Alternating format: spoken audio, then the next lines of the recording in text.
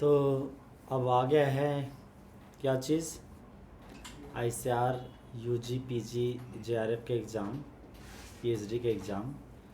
जिन लोग भी तैयारी कर रहे हैं ICAR लिखने का, तो वो लोग अब फॉर्म भर सकते हैं। और कल से चालू हो गया था ना फॉर्म भरना, बहुत देरी से दिया, लेकिन बहुत लोग अप्लाई करेंगे। PhD करना चाहते हैं, MSc वाले हैं तो PhD करना चाहते हैं।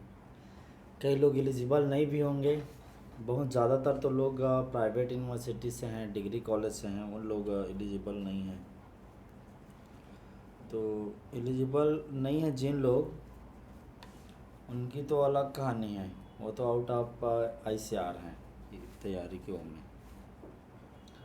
लेकिन जिन लोग एलिजिबल हैं उन लोग भी कोई ख़ास नहीं कर पाएंगे यदि जब वो एवरेज तैयारी कर रहे होंगे तो, क्योंकि ये एग्ज़ाम जो है बड़ा एग्ज़ाम है। वो सबके माइंड में डाल दिया जाता है कि ICAR के एग्ज़ाम लिख रहे हैं इस टाइप का।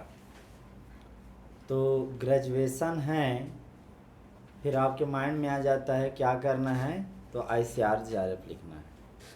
क्योंकि MSc एंट्रेंस का या MSc एडमिशन का मतलब यही बना दिया गया है, ख़ास करके BSc एग्रीकल्चर ग्रेजुएट को।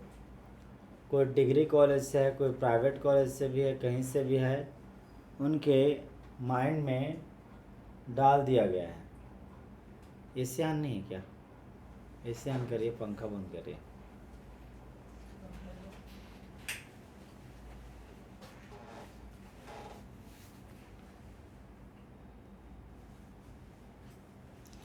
तो वो थोड़े से जो डाल दिया गया है ना माइंड में, वो थोड़े ख़राब हैं।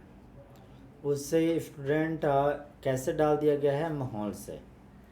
जो आपके लोग जो आपको बताते हैं, गाइड करते हैं, उनको भी यथार्थ नहीं पता है। आप BSc ग्रेजुएशन हो रखे हो तो क्या करना है, तो MSc का मतलब है कि ICAR के एग्ज़ाम लिखना है, जो कि कंप्लीट फाल्स है। एक्चुअल में कोई डिग्री कॉलेज से है, प्राइवेट कॉलेज से है, या स्टेट गवर्नमेंट कॉलेज से भी है, लेकिन वो थोड़ा सा भी एवरेज है, तो वो ICAR के एग्ज़ाम क्वालिफाई नहीं कर पाता। प्राइवेट वाले हैं कॉलेज के जो ICAR एक्रेडिटेड नहीं हैं वर्तमान कंडीशन में, वो तो एलिजिबल ही नहीं है, वो तो पहले से आउट हैं। तो वो रिग्रेट करते रहते हैं, क्योंकि उनके माइंड में डाला गया है। सच्चाई क्या है, यदि वो एलिजिबल भी होते तो क्या कितना कर लेते, क्या अभी तक का कंडीशन है, कितना सीट होता है। आप पूरे एग्रोनॉमी का भी देखोगे कि ग्रेजुएट का तो कितना सीट होता है, बहुत कम। पहले तो सीट देता था, अब तो सीट भी कई बार बताते हैं, कई बार नहीं बताते हैं। तो चलिए थोड़ा सा मैं बात करूँगा इसी एग्ज़ाम को, कि जो लोग भी तैयारी कर रहे हैं उनके थोड़े मीनिंग बन जाए। तो आप गूगल में डालते हो ICAR.NTA.AC.in, तो आपको साइट खुल जाएगा इस तरह से। खैर यहाँ पे मेंशन नहीं किया अभी ना, उन्होंने इस बार अलग साइट दिया क्या। चलिए ICAR गूगल में डालते हैं, ICAR NTA खाली।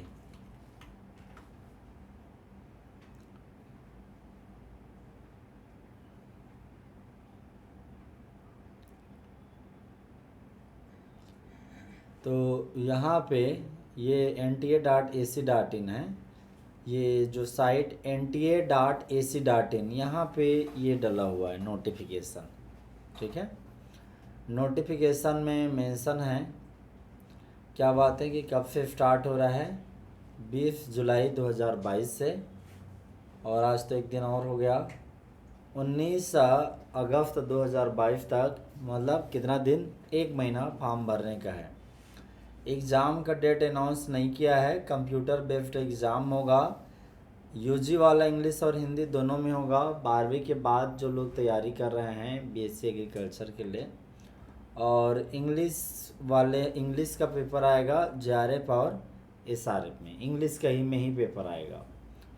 दूसरी बात यह है कि यूजी का एग्ज़ाम 150 मिनट का और इसका 120 मिनट का, इतना बस इंफॉर्मेशन दिया है। और ये बोला गया है कि एलिजिबिलिटी स्कीम बाकी जो डिटेल है ICR.NTA.NIC.in में आएगा। वो अब उनका जो पहले साइट था ICR.NTA.AC.in था, वो NIC अब .in कर दिया। वो बदलते रहते हैं, ठीक है। तो यहाँ आप देखोगे कि यहाँ पे हम ये है साइट, अब इन्होंने अब थोड़ा सा NIC.in लगा दिया पीछे में। एक्चुअल में कायदे से AC.in होना ही नहीं चाहिए। AC.in, .com, .in, .org ये सारे प्राइवेट होते हैं। ये मैं भी क्रिएट कर सकता हूँ, कोई भी क्रिएट कर सकता है। तो जनरली उन लोग जल्दी में या कोई काम करना होता है, प्रोजेक्ट आउटर प्रोजेक्ट होता है, वो उसके लिए करते हैं। सरकारी तंत्र का जो ऑथेंटिक वेबसाइट होता है या होना चाहिए वो NIC.in, नेशनल इंफॉर्मेटिक सेंटर, जो गवर्नमेंट का डिपार्टमेंट ऑफ इलेक्ट्रॉनिक्स है, उसके अंतर्गत एक यूनिट है। और वो डेडिकेटली सरकार के जितने भी डिपार्टमेंट होते हैं उसका फॉर्म भर, वो उसका वेबसाइट चलाने का काम करता है। क्योंकि हर वेबसाइट तो हर डिपार्टमेंट को चाहिए, तो असली में सरकारी चाहिए। तो NIC ही एक ऐसा संस्था है भारत सरकार का जो कि हर डिपार्टमेंट के लिए वेबसाइट बनाता है, कोई सॉफ्टवेयर है वो बनाता है।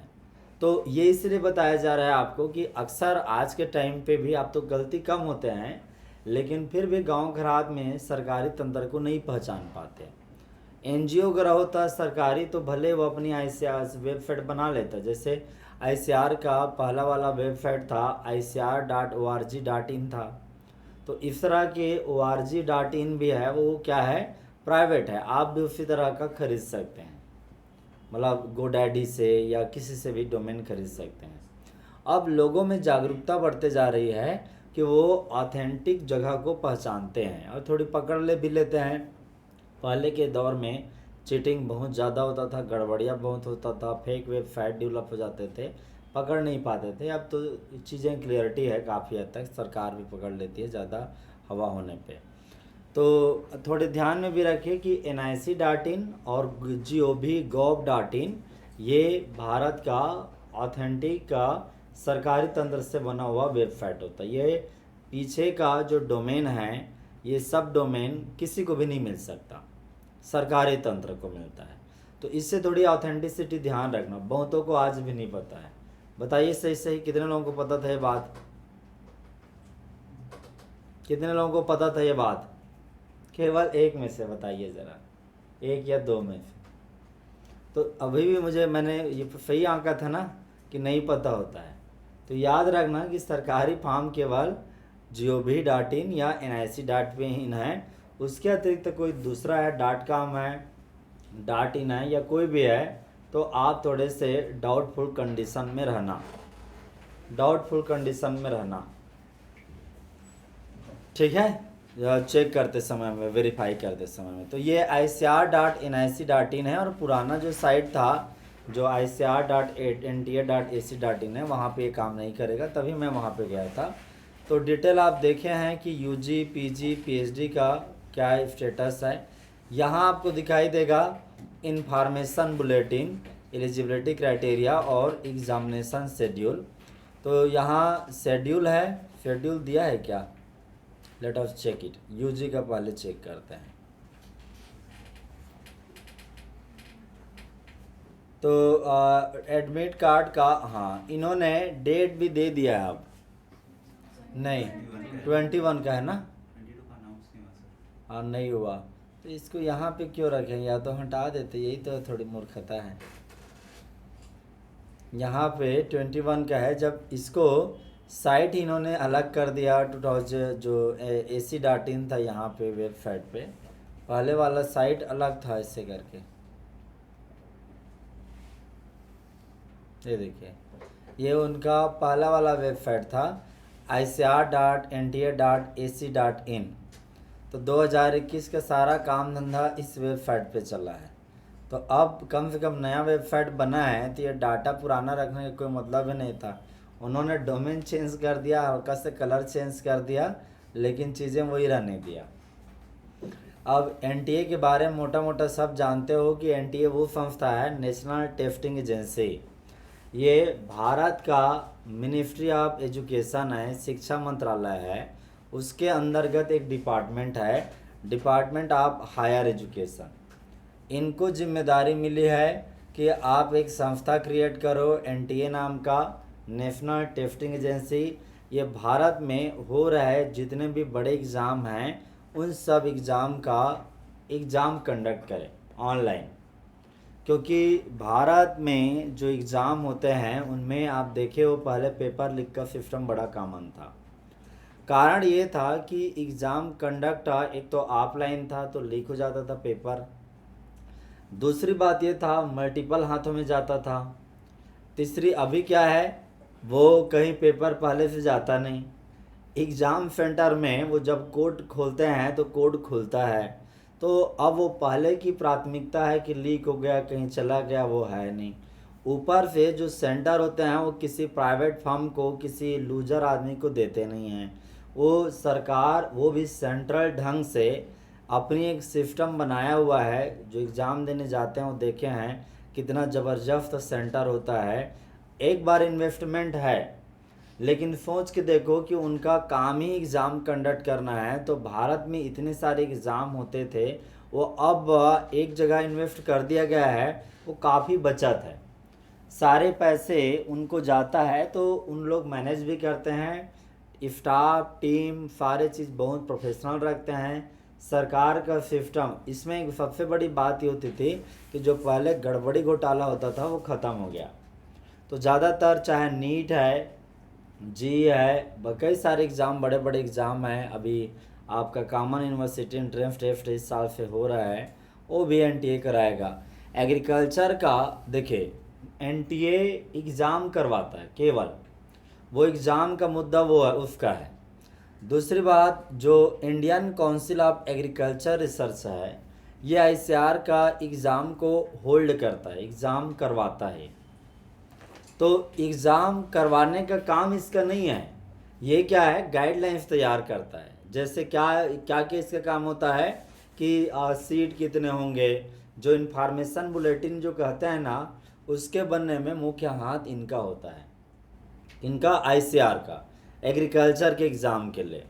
वैसे ही जैसे नीट का एग्ज़ाम है, तो नीट का एग्ज़ाम भी एनटीए कंडक्ट करेगा, लेकिन उसका जो गाइडलाइंस है वो मेडिकल बोर्ड करेगा। अब तो वो भी बदल गया ना, वो भी बदल गया। तो Indian council of agriculture research है, वो आईसीआर का जो एग्रीकल्चर का एग्ज़ाम है वो सारे को गाइडलाइंस तैयार करेगा, काउंसलिंग कैसे होगा, सीट कितने होंगे, ये जो सारे पैरामीटर हैं वो decide Indian council of agriculture research. आप में से कई का काम कभी नहीं होगा, फिर भी क्या मीनिंग है इसका कि आपके छोटे भाई बहन दोस्त जूनियर कोई भी तैयारी कर रहे हैं तो आप उनको भी ये बातें बता सकते हैं, ठीक है। तो आईसीआर बेसिकली रिसर्च संस्था है कंट्री का, ये मिनिस्ट्री ऑफ एग्रीकल्चर का एक बड़ा हिस्सा है। आप जानते हो 16 जुलाई को 1929 को ये बना था। तो अभी जो 16 जुलाई गया वो आईसीआर डे के रूप में भी सेलिब्रेट किया गया।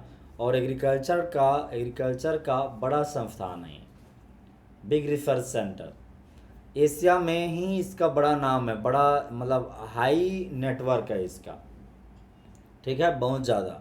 तो आईसीआर के बारे में अलग बात है, यहाँ डिटेल कायदे से तो अब होना चाहिए सबका डिटेल, अभी क्या निकलता है देखते हैं। हाँ चलो, इन्फॉर्मेशन बुलेटिन निकल रहा है 2022 के एंगल से, भले यहाँ एलिजिबिलिटी क्राइटेरिया तो मेंशन नहीं किया है, और जो एग्ज़ाम शेड्यूल है वो अभी भी पुराना है। तो पुराना को ही एक बार गो थ्रू करते हैं कि पुराना में इन्होंने कब कब रखा था।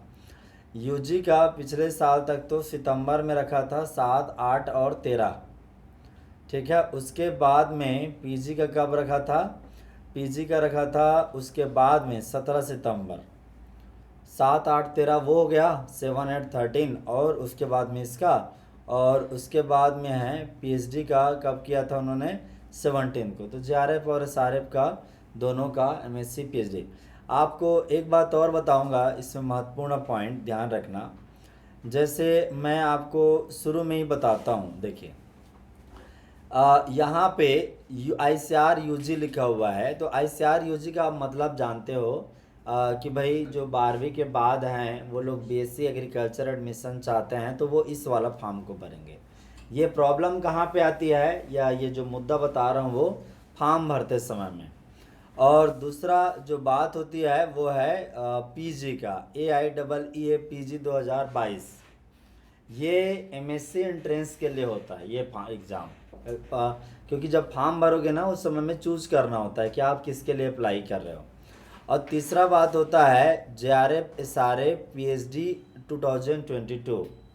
तो ये होता है, ये MSc के बाद वाले जो स्टूडेंट हैं MSc कर चुके हैं वो PhD एंट्रेंस के लिए ये वाला फॉर्म अप्लाई करेंगे। तो प्रॉब्लम उनको होता है जो ग्रेजुएशन में हैं और जो MSc की तैयारी करना चाहते हैं, तो वो भली भांति जानते हैं, वो क्या जानते हैं कि इसको जैसे ये जो PG एग्ज़ाम है, तो ये PG एग्ज़ाम है उसको पॉपुलर है JRF के नाम से, जूनियर रिसर्च फेलोशिप के नाम से। तो बहुत सारे जो लोग हैं वो यहाँ पे JRF देखते हैं और इसको भर देते हैं। अब पूरा फॉर्म भरा गया, वहाँ पे जैसे आप इसको चूज करोगे PhD वालों के, जिसको मेनली SRF के नाम से जाने जाते हैं, सीनियर रिसर्च फेलोशिप, और PG वाले को JRF कहते हैं, जूनियर रिसर्च फेलोशिप। लेकिन यहाँ सामने में ही SRF के सामने में JRF लिखा रहता है, तो लोग अक्सर इसको फॉर्म भर देते हैं। ऑप्शन भी अजीबोगरीब आता है उनको, और उसके बाद में उनका अब भाई कन्फ्यूज होकर उसको फॉर्म भरे हैं, वो बैक होके तो इसको क्रॉस चेक किए नहीं थे। तो इसमें यदि फॉर्म भरे हैं तो वो फिर प्रॉब्लम में आते हैं, उनको एग्ज़ाम की में क्वेश्चन PhD का आएगा। तो PhD का जो अभी ये है पैटर्न है वो बहुत ही कॉम्प्लेक्स और अजीबोगरीब है। ठीक है, कायदे से तो मुझे वो ना अजीबोगरीब लगता है। जैसे कोई आदमी MSc सोयल साइंस से पढ़ा हुआ है तो उसको 120 क्वेश्चन आएगा, जो MSc के लिए है, PhD की तैयारी कर रहा है उसको 120 क्वेश्चन आएगा। 20 question general knowledge plus general awareness होगा। चलो ठीक है, 20 क्वेश्चन जनरल नॉलेज और जनरल एग्रीकल्चर दोनों को मिक्स करके पूछ लिया। अब बाकी के जो 100 क्वेश्चन है, 100 क्वेश्चन, वो उनको कैसे पूछता है, 50 क्वेश्चन उसके कोर सब्जेक्ट का, जैसे वो सोयल साइंस से MSc किया है उसका, और बाकी के 50 क्वेश्चन 3 अलग अलग सब्जेक्ट का, एग्रोनॉमी का, वाटर साइंस का, और एक सब्जेक्ट है, शायद वो इन्वायरमेंट साइंस से कोई है, या एग्रीकल्चर केमिकल है शायद। तो अब देखोगे तो जो 3 अलग से आया क्वेश्चन 50-50 का, वो बेकार है एक तरह से, क्योंकि आप मास्टर डिग्री में आप थोड़े से प्रोफेशनल पूछ रहे हो तो प्रोफेशनली पूछिए और डीपर पूछ लीजिए। जबकि जो उसमें है MSc के टाइम में क्या पूछता है कि यदि कोई JRF फिजिकल साइंस या सोयल साइंस से लिख रहा है, उसको मुख्य तौर पे सोयल साइंस और कुछ केमिस्ट्री पूछेगा। तो ये काम जो है PhD में होना चाहिए मेरे हिसाब से, क्योंकि आप जो है पहले से क्या कर रखे हो, पूछ रहे हो उनको कि क्या बोलते हैं, आप डेडिकेटली उनको सब्जेक्ट पढ़वा रहे हो। तो वहाँ पे आपको सब्जेक्ट पूछिए PhD एंट्रेंस के टाइम में, क्योंकि उसने MSc एक पर्टिकुलर सब्जेक्ट में किया है तो डिटेल उसको पता होगा, और बढ़िया डिटेल पूछिए। मेरे हिसाब से जब ग्रेजुएशन के बाद MSc करना जाना होता है, तो जैसे BHU है या other state exam, other exam है, उनकी तरह चूँकि उसने 4 साल जनरल एग्रीकल्चर टाइप के ही पढ़ाया है ओवरऑल, तो उसको उसी को ही ढंग से मजबूती चेक कर लीजिए। क्योंकि भाई 4 साल में आप हर सब्जेक्ट एक बार आता है और दोबारा नहीं आता, तो कई बार तो 4 साल ख़त्म होने के बाद में बेसिक एग्रीकल्चर क्या पढ़े हैं वो पता ही नहीं चलता। तो बेसिक एग्रीकल्चर रहता MSc एंट्रेंस के लिए तो कई कन्विंस है। पहली बात यह है कि वो मोटा मोटा क्या है कि उनको बहुत सारा पेपर नहीं बनाना पड़ता SCR को, एक पेपर बनता, सुंदर से बनता, सब लेवल मेंटेन रहता, आईएएस के एग्ज़ाम भी इतने लोगों का लेता है तो वो कॉमन पेपर रहता है उस टाइप का। शायद जो अभी एमएससी के टाइम पे ही इतना डीप पढ़वा देते हैं प्लांट साइंस में, प्लांट साइंस का ही डिटेल, एग्रोनॉमी वालों को एग्रोनॉमी का डिटेल, एप्लीकेंट के कई सब्जेक्ट में, जैसे एक सब्जेक्ट है वाटर साइंस एंड टेक्नोलॉजी, साल तो पता नहीं रहेगा नहीं रहेगा, तो उस सब्जेक्ट में टोटली हम ऑल इंडिया में 17-18 पढ़ते थे, कभी कभी तो 24 पढ़ जाते थे, 30 पढ़ जाते थे। तो ऐसे सब मतलब आप तो उसमें पे इतना मेहनत करके आप एग्ज़ाम शेड्यूल करते हो, बनाते हो, क्या है ऐसा इसलिए है क्योंकि जो अच्छे विद्वान हैं, पढ़ने वाले हैं एग्रीकल्चर के, वो आईसीआर में भरे पड़े हैं, रियल में सारे टैलेंट हैं वो बड़ा नौकरी होने की वजह से आईसीआर में आते हैं और आईआरआई में आते हैं साइंटिस्ट के रूप में। तो वो ये थोड़ी सी इमेजिन कर जाते हैं कि आईसीआर से जो भी क्वालिफाई करते हैं सबको बहुत ही महान लेवल का साइंटिस्ट बनना है, जिनको पहले ही उस लेवल का ज्ञान होना चाहिए जो आईआरआई में आके उनको ज़रूरत पड़ेगा। तो इसीलिए उन्होंने अभी वर्तमान क्राइटेरिया ऐसा कर रखा है कि सब आईआरआई बड़े रिसर्च सेंटर को ही ध्यान में रख के बनाया गया है कि जो पढ़ के आए, जेनेटिक्स में आएगा आईआरआई जेनेटिक्स में, वो पहले से ही कुछ पढ़ के आए जेनेटिक्स के बारे में। लेकिन ये क्राइटेरिया कहीं ना कहीं अनफिट होता है, मतलब ठीक नहीं है बाकी स्टेट यूनिवर्सिटी के हिसाब से, क्योंकि आईसीआर के एग्ज़ाम तो बाकी के हिसाब से भी है ना। तो मेरे हिसाब से समय के साथ में और रीथिंक करने की ज़रूरत है, मुझे तो ऐसा लगता है। जबकि एमएससी का सिलेबस है वो क्लियर कट होना चाहिए कि भाई ऐसा पर्टिकुलर सब्जेक्ट का एग्रोनॉमी का, तो पूछो एग्रोनॉमी का डिटेल से डिटेल और गहराई से पूछो और स्टैंडर्ड के साथ पूछो। इतना ताम झाम जो मल्टी डिसिप्लिनरी सब्जेक्ट हैं इनका करने की भी ज़रूरत नहीं पड़नी चाहिए, क्योंकि अब उस समय में सामने वाला बहुत डिटेल जा चुका है। ठीक है, तो फिर फायदे तो होते हैं, नॉलेज तो देखो क्या है कि सब एरिया का होना चाहिए। ऐसे एक आधार बनता है कि आप एग्रोनॉमी वाले को सोयल साइंस का भी थोड़ा नॉलेज होना चाहिए, तो पढ़ना चाहिए। तो फिर ऐसी बात है कि आप एमएससी के टाइम में जब वो सोयल साइंस चूज कर रहा था तो उसको बीएससी एग्रीकल्चर के ही सिलेबस देते, सारा उसको ज्ञान रहता मोटा मोटा हर सब्जेक्ट का। प्लांट साइंस को इकोनॉमी के ढंग से पता ही नहीं रहेगा, इकोनॉमिक्स का पता ही नहीं रहेगा, तो इकोनॉमिक्स का ज्ञान नहीं रहेगा जेनेटिक्स वाले को, तो वो अच्छा बढ़िया इकोनॉमिक ढंग से वैरायटी डेवलप नहीं कर पाएगा। बेसिक जानकारी तो उसको भी होना चाहिए कि भाई इकोनॉमिक क्या एक्सटेंशन है, कोई वैरायटी डेवलप कर लेगा तो बेसिक समझ तो होनी चाहिए ना। तो वो इसलिए मेरा हिसाब से, मेरा एंगल है वो। लेट अस सी कि यहाँ पे और क्या क्या है, थोड़ी सी डिटेल देखते हैं। जैसे इन्फॉर्मेशन बुलेटिन है, तो इन्फॉर्मेशन बुलेटिन है, मैं थोड़ा थोड़ा गो थ्रू कर रहा हूँ। पहले तो हल्का सा यूजी के लिए है, इन्होंने तो फ़ोटो भी चेंज नहीं किया, पिछले साल का ही फ़ोटो लगा दिया लग रहा है।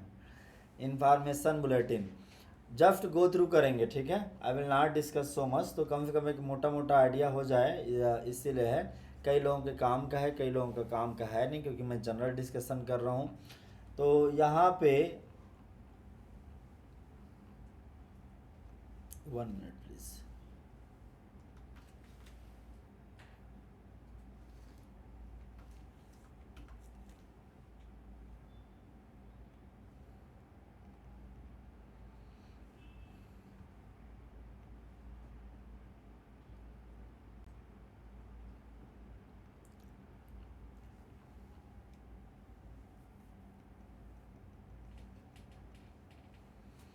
तो मेजर पॉइंट यही है, थोड़े थोड़े बता के चल दूंगा आपको, कि जैसे जनरल इंफॉर्मेशन, सिलेबस, टेस्ट है, ये detail schedule of this examination, यही थोड़े थोड़े इंफॉर्मेशन आपको जानने चाहिए।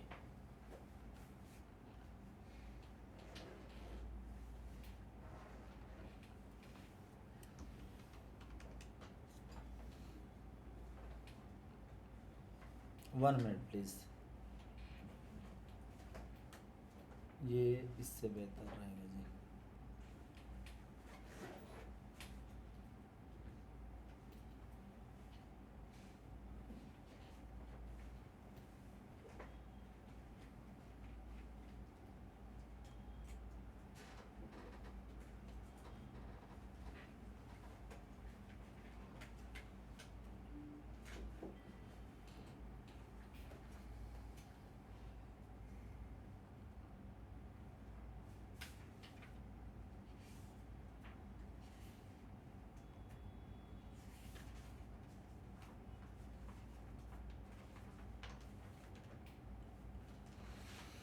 ओके। तो सिलेबस फॉर टेस्ट ये यूजी के लिए है, तो यूजी के लिए कई लोगों के लिए काम का नहीं है, तो डोंट वरी, मैं एकदम क्विकली मूव करूँगा। एक तो मोटा मोटा ये पता रहना चाहिए, ये यूजी वालों के लिए है, पहले से बता दे रहा हूँ मैं, ठीक है, कंफ्यूज मत होना। तो जब फी भरते समय में ये फीस डिटेल देख सकते हैं, जनरल के लिए 800 और ओबीसी के लिए 770 और एससी एसटी के लिए है 400 का, ठीक है। एग्ज़ाम का फॉर्म भरने का सेम है यहाँ पे, यहाँ कब लिखा, अच्छा ये करेक्शन का डेट है, स्टार्ट तो होगा 19 जुलाई से और सॉरी 20 जुलाई से, और लास्ट डेट है 19 अगस्त का। तो ये तो आपने जान चुके हैं। अब ये देखिए कि यहाँ पे करेक्शन के लिए 2 दिन मिलेगा, इन 2 दिन के बीच में आप करेक्शन कर सकते हैं। अभी एडमिट कार्ड और एग्ज़ाम का डेट अभी डिक्लेयर नहीं है। क्वेश्चन पैटर्न आपको पता है 150 मिनट का होगा, तो 150 मिनट के लिए क्वेश्चन भी कितने होते हैं, 150 होते हैं यूजी वालों को। तो एक के पीछे में 4 नंबर रहता है जनरली, कोई चेंज नहीं करना चाहिए। तो टोटल मैक्सिमम मार्क कितना हो जाएगा, 600 का। तो ये उन यूजी वालों के लिए है। और बाकी जो डिटेल है ये वेबसाइट ध्यान रखना कि nta.ac.in, और ये यही दोनों ऑफिशियल वेबसाइट हैं। अब तो मेरे हिसाब से यही ज़्यादा चलेगा, ICR.nta.in है ये वाला, ठीक है। और एक बात यह है, ये देखिए ये मज़े की बात है, ऑनलाइन काउंसलिंग फिर अलग करेंगे, वो एग्ज़ाम लेके छोड़ देते हैं। ऑनलाइन जब काउंसलिंग होता है तो ICR.org.in में या फिर ICR.exam.net। अब यहाँ देखिए .net है, ये प्राइवेट है साइट है, और ये .org.in है, ये भी प्राइवेट नेटवर्क है, प्राइवेट डोमेन बोलते हैं इसको। तो कोई भी आदमी इस तरह से बना सकता है, ठीक है, इंडिविजुअल भी। तो कायदे से अब ये नहीं होना चाहिए। ज़्यादातर NIC.in या गवर्नमेंट.in है, सरकार का ये जो साइट है अब www.icr.gov.in भी है, ठीक है। तो अब मल्टीपल वेबसाइट से भी कन्फ्यूज़न होगा, उनको बदल लेना चाहिए, जल्दी ही सरकारी तरीक़े से आ जाना चाहिए। ICR UG 2022 याद रखेंगे जो लोग फॉर्म भरेंगे, क्योंकि ये वर्डिंग याद रखना होता है। उसके बाद पॉइंट है, हाँ, तो NTA के बारे में बता दिया मोटा मोटा। NTA कौन है जानना चाहिए वैसे भी, कि आप जिसका परीक्षा ले रहे हो, परीक्षा जिस जो ले रहा है आपका वो है। एक बात बताता हूँ, NTA को एक NGO के रूप में इन्होंने इस्टेब्लिश किया है, मतलब इसे ऑटोनॉमस बॉडी कह सकते हैं, NGO टाइप का होता है। और इसका रजिस्ट्रेशन, सोसाइटी रजिस्ट्रेशन 80-50 में अंतर होता है। एक्सटेंशन के एंगल से बताया मैंने, एग्रीकल्चर एक्सटेंशन में जो भी सोसाइटी बनता है, चाहे गांव में सेल्फ हेल्प ग्रुप होता है, मैं एग्रीकल्चर की बात कर रहा हूँ ना, गांव में सेल्फ हेल्प ग्रुप होता है, स्व सहायता समूह, जैसे महिलाओं का सरकार खूब बनवा रही है, तो आज भी वो इसी कानून के तहत रजिस्ट्रेशन होता है, सोसाइटी रजिस्ट्रेशन एक्ट 80-50। और ये जो ICR है, ICR भी जब 16 जुलाई 1929 को रजिस्टर हुआ था, तो वो भी एक सोसाइटी के रूप में रजिस्टर हुआ था इसी कानून के तहत में, सोसाइटी रजिस्ट्रेशन एक्ट 1850 में, याद रखना, ठीक है। तो ICR एक सोसाइटी है, वो डायरेक्ट कोई इंस्टीट्यूशन का उसको नहीं है। अब तो सरकार अपना मानता है, वो अलग बात है, उन चीज़ों को एक तरह से शायद वो भी दे दिया गया है।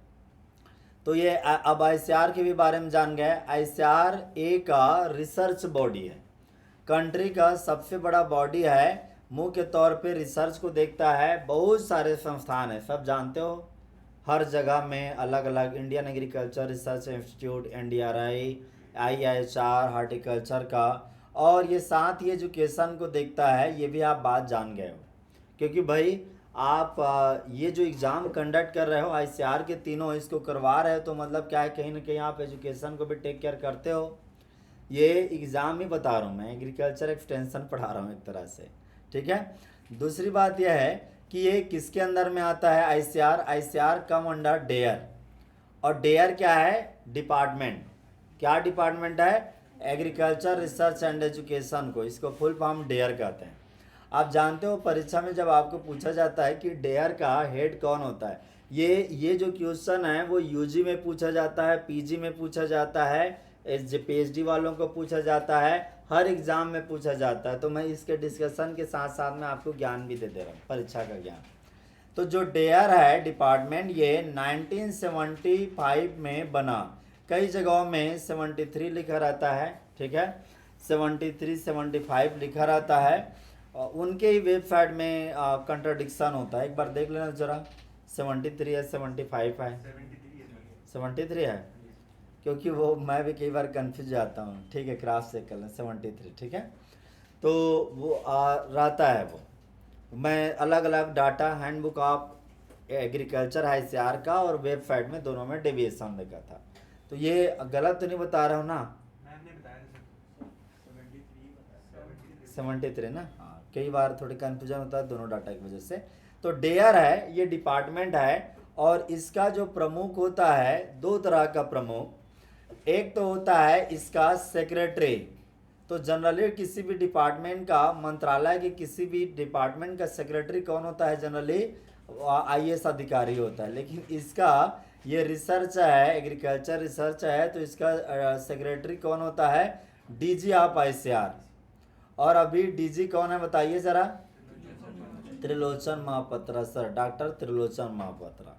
तो उन्हीं को ये वो भी वही सेक्रेटरी होंगे, इस डिपार्टमेंट के सेक्रेटरी, और ICAR के वो डायरेक्टर जनरल होंगे, ठीक है। लेकिन जनरली इसका जो काम धाम है, उसके लिए एक इसका चेयरमैन बनाया जाता है इस डिपार्टमेंट का। और चेयरमैन कौन होता है? Minister of, union minister of state, ऐसे कह सकते हैं उसको, union minister of state agriculture and farmer welfare. मतलब जैसे एक मंत्री होता है यूनियन मिनिस्टर ऑफ एग्रीकल्चर, केंद्रीय कृषि मंत्री कौन है? श्री नरेंद्र सिंह तोमर। तो अभी जैसे आप देखते हैं कि उनके अतिरिक्त कई और 3 जो है स्टेट मिनिस्टर होते हैं, 3 या 2, ठीक है। तो वो लोग क्या होते हैं, उनको जिम्मेदारी दे दिया जाता है इस डिपार्टमेंट को देखने के लिए। तो वो उनका मैनेजमेंट है, कोई डेडिकेटली नहीं होता। अब जैसे ICAR का जो मेन काम धाम करने वाला होता है प्रमुख, वो कौन होता है? DG होता है, डायरेक्टर जनरल। तो ये जब ये ICAR कब बना था बताया मैंने आपको? 1929। और कब, डेट कौन था? 15 जुलाई को। तो यहाँ आप जैसे देखते हो DG है, ये DG हेड है, वर्किंग हेड है। लेकिन ओरिजिनली ICAR का प्रेसिडेंट जो होता है, पहले उसको तो एक्स ऑफिसियो प्रेसिडेंट कहते थे। अब वो मैं शब्द एक्स नहीं देखता, एक्स ऑफिसियो नहीं देता। एक्स ऑफिसियो का मतलब होता है जैसे देश का मेन कौन होता है, जिसके नाम पे चलता है देश, वो राष्ट्रपति होता है, प्रेसिडेंट। लेकिन काम धाम कौन करते हैं? प्राइम मिनिस्टर साहब करते हैं। तो यहाँ पे ICAR का जो प्रमुख होता है, वर्किंग हेड है, वो डायरेक्टर जनरल है। और पहले डायरेक्टर जनरल कौन थे जो ICAR के DG बने थे? डॉक्टर BP पाल, जो फेमस रोज ब्रीडर है, वो भी क्वेश्चन में आता है। दूसरी बात यहाँ पे जो ICAR है, ये ICAR का वर्किंग हेड आज का डॉक्टर त्रिलोचन महापात्रा सर हैं। लेकिन जो प्रेसिडेंट है वो यूनियन मिनिस्टर ऑफ एग्रीकल्चर होता है। तो अभी जो केंद्रीय कृषि मंत्री हैं वो ICAR के प्रेसिडेंट होंगे। तो डोंट गेट कंफ्यूज, प्रेसिडेंट और डायरेक्टर जनरल 2 पोस्ट होती है। प्रेसिडेंट मेन काम का मेन होता है, उसके नाम पे चलता है, और वो कौन है? Union minister of agriculture. जबकि जो डायरेक्टर जनरल हैं वो वर्किंग हेड होते हैं, काम धाम के हेड होते हैं, असली में सारा काम वही संभालते हैं। तो ICAR के बारे में जाना आपने। और ये ICAR university education commission 1948 chaired by doctor S Radhakrishnan recommended the establishment of rural university in the country. As a result, the first state agricultural university was established in the 1950 at a Pantnagar in the pattern of land grant college of US. तो ये भी exam का एक fact आ गया। क्या था कि देखिए ICAR तो बना, लेकिन भारत में एग्रीकल्चर एजुकेशन है, चूँकि ICAR कहाँ था? दिल्ली में बना 1929 में। उस समय में कौन थे? ब्रिटिश सरकार थी, भारत सरकार तो नहीं थी ना, ब्रिटिश सरकार थी। तो ये उस समय में नाम इसका ICAR का नाम Indian council of agriculture research नहीं था, उस समय में नाम इम्पेरियल था। बाद में आज़ादी के बाद उसका नाम इम्पेरिया से इंडियन किया गया, ठीक है। दूसरी बात, जो आईसीआर बना था वो उस समय में एक ब्रिटिश सरकार का कमीशन बना था जिसका नाम था रॉयल कमीशन। तो रॉयल कमीशन का गठन 1926 को हुआ था। उनको कहा गया था कि देखिए तो हम भारत में और क्या, उस समय में इसे ब्रिटिश इंडिया कहा जाता था, तो ब्रिटिश इंडिया में और क्या बेहतरी कर सकते हैं एग्रीकल्चर के वो में। तो जो कमीशन के लोग थे उन्होंने रिकमेंड किया था कि क्यों नहीं एक एग्रीकल्चर रिसर्च का एक संस्था बनाया जाए। और उन्होंने जब 1928 में रिपोर्ट सबमिट किया था तो उस रिकमेंडेशन में मेंशन था कि आईसीआर जैसे कोई एक काउंसिल बनाया जाए, उसका नाम imperial council of agriculture research बनाया गया और 16 जुलाई को बना था। लेकिन आपको बताता हूँ मैं, आज़ादी के बाद में तब तक क्या था, एग्रीकल्चर के एजुकेशन को लेकर के कोई खास बड़ा पहल नहीं था। ये तो जो आईसीआर बना था वो रिसर्च को लेकर के बना था, एग्रीकल्चर के एजुकेशन को लेकर के पहल नहीं था। यहाँ कारण क्या था मैं बताता हूँ। उसके पहले 1905 में क्या बना था, 1905 में 1905 के दौर समझ में आ रहा है, जब बंगाल विभाजन हुआ किया था लॉर्ड कर्जन ने, उसके बाद उसको हटाए गए थे। तो 1905 में उसी समय तो इंडियन एग्रीकल्चर रिसर्च इंस्टीट्यूट है, वो अलग से इंडियन एग्रीकल्चर रिसर्च इंस्टीट्यूट, वो तब आईसीआर था भी नहीं ना उस समय में। Indian agriculture research institute Bihar के समस्तीपुर रीजन में, उधर पे एक नौलखा नाम का जगह था, उस जगह में एआरआई एग्रीकल्चर रिसर्च इंस्टीट्यूट के नाम से बना। बाद में उसका नाम इंपीरियल एग्रीकल्चर रिसर्च इंस्टीट्यूट बना। उसके बाद उसका नाम आज़ादी के बाद इंडियन एग्रीकल्चर रिसर्च इंस्टीट्यूट बना। तो उसके वहाँ भी क्या होता था, एग्रीकल्चर का रिसर्च होता था। और वो संस्थान उस जगह से 1934 में जब अर्थक्वेक आया तो 1936 में वो यहाँ दिल्ली मूव किया, ट्रांसफ़र किया अपने पूरे संस्थान को, सामान वामान बैलगाड़ी में लेके, क्योंकि उस समय बैलगाड़ी से मूव कराते थे। तो ये 1905 के पहले क्या कंडीशन था पढ़ाई लिखाई का, तो वो एग्रीकल्चर जो एजुकेशन था उसके नाम पे 5 कॉलेज उस समय बने थे। एक बिहार के सबौर में बना था, इस तरह से 5 कॉलेज था। 1901 से लेकर के 1905 तक एग्रीकल्चर कॉलेज थे। तो केवल उस दौर था कॉलेज था। लेकिन आज़ादी के बाद 1950 का टाइम था, उसमें उस समय में पहला स्टेट एग्रीकल्चर यूनिवर्सिटी बना। स्टेट एग्रीकल्चर यूनिवर्सिटी बना पहला 1950 में, और वो कहाँ पे, पंतनगर में। तो पंतनगर उस समय में उत्तर प्रदेश में आया हुआ करता था, अब ये उत्तराखंड में है। तो इसका भी स्थापना किसने किया था, यूनिवर्सिटी एजुकेशन कमीशन बनाया गया था, ये कमीशन 1948 में, और इसके हेड थे डॉक्टर एस राधाकृष्णन।